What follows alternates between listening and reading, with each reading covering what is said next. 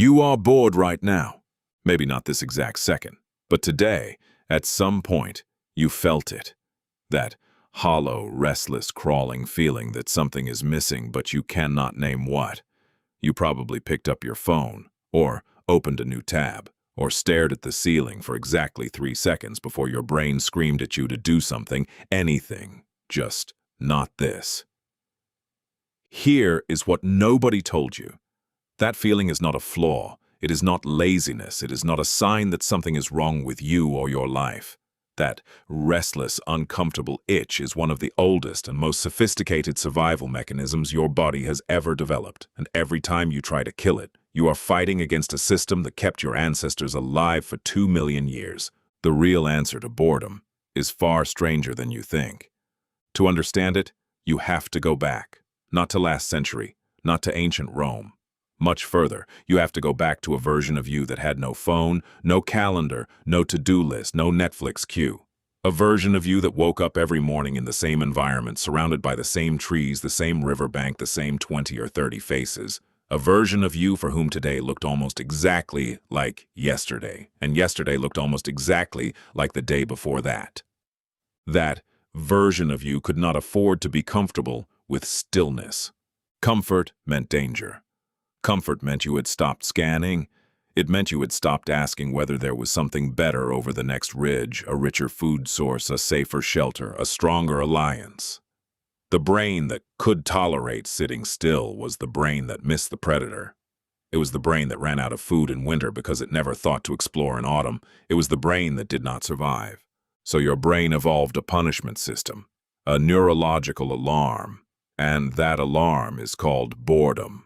Psychologist John Eastwood at York University has spent years studying what boredom actually is at a mechanistic level. His research, published in the journal Perspectives on Psychological Science, defines boredom not as the absence of stimulation, but as the failure to engage attention with available stimuli. In other words, boredom is not about nothing happening. It is about your brain deciding that what is happening is not worth paying attention to, and then punishing you for it. That punishment is the point. The discomfort you feel when you are bored is your nervous system sending one instruction. Go find something better. Go explore. Go seek. Go do something that might matter for your survival, your reproduction, your status, your future. The brain does not care what that something is. It just knows that staying here, staying still, staying satisfied with what you already have, is a losing evolutionary strategy. Think about what that means for a moment. Your restlessness is not a bug. It is the engine of human curiosity. Every invention, every migration, every discovery that defines human civilization was preceded by someone who was profoundly uncomfortable with the way things were. The person who domesticated the first crop was bored with hunting. The person who built the first boat was bored with the shoreline. The person who sat down and thought about the stars until a pattern emerged was bored with not knowing. Boredom is the feeling that precedes every single human breakthrough. Researcher Sandi Mann at the University of Central Lancashire ran a now famous study where participants were assigned to either a boring task, a very boring task, or a neutral task, and then given a creativity test. The people who had just done the most boring task performed significantly better on creativity measures than those who had done something engaging. Her conclusion was counterintuitive, but hard to argue with. Boredom forces the mind to wander, and mind wandering is where creative ideas are actually born. Your brain does not generate new ideas when it is busy. It generates them when it has nothing to do and starts making connections on its own. But here's where it gets stranger, because boredom does not just push you outward, it also pushes you inward.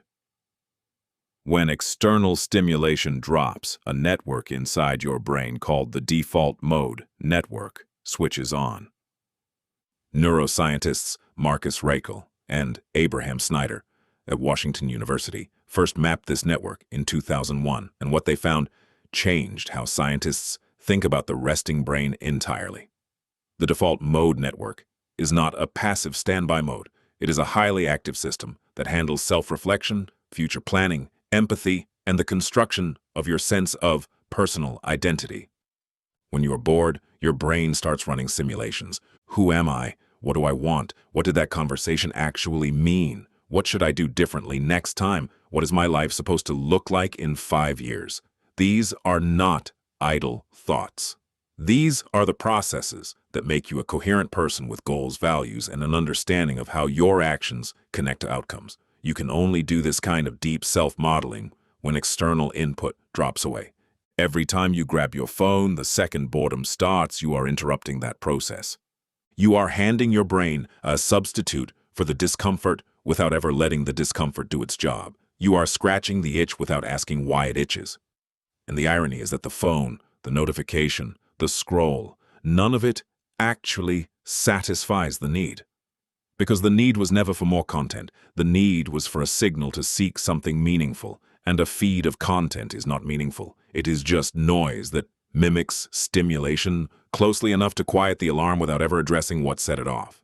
This is why so many people report feeling simultaneously overstimulated and profoundly bored. Not bored in the restless, productive way. Bored in a hollow, gray, empty way, because they have given the alarm a fake answer for so long that the alarm has started to malfunction.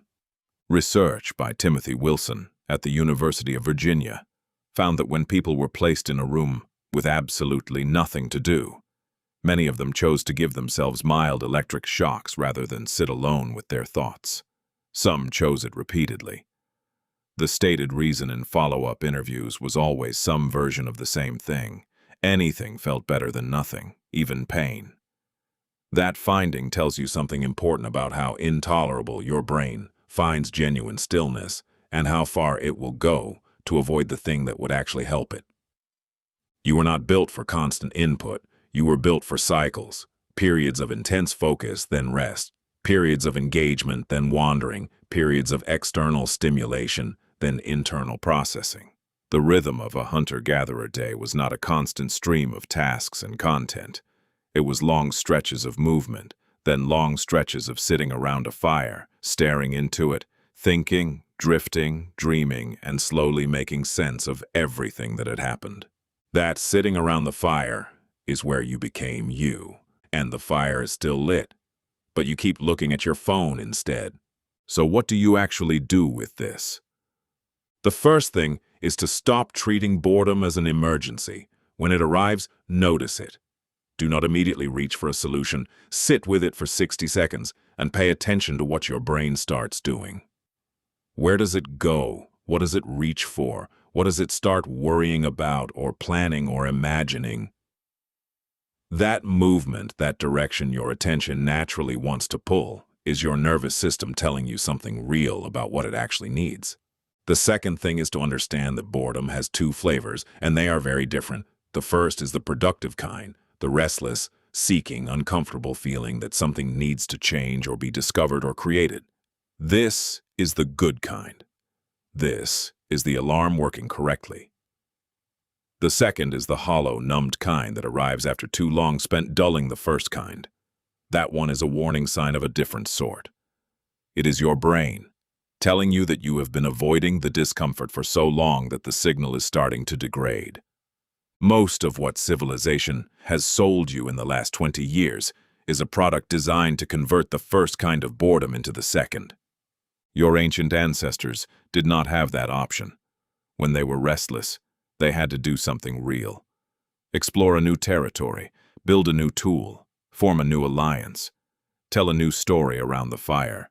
The discomfort had nowhere else to go but forward, into action, into creation, into connection. You still have that same nervous system, you still have that same alarm, you still have that same default mode network waiting to run its simulations and produce something remarkable if you would only give it the silence it needs. The next time you feel that hollow, restless, crawling feeling, and you will feel it today, do not reach for your phone. Wait. Watch where your mind goes, because somewhere in that discomfort is the same restless intelligence that looked up at the stars and decided to name them, that stared at a river and figured out it could be crossed, that sat in silence long enough to ask the question that changed everything. You are still bored for the same reason your ancestors were, because your brain still believes something better is waiting. And it is still right.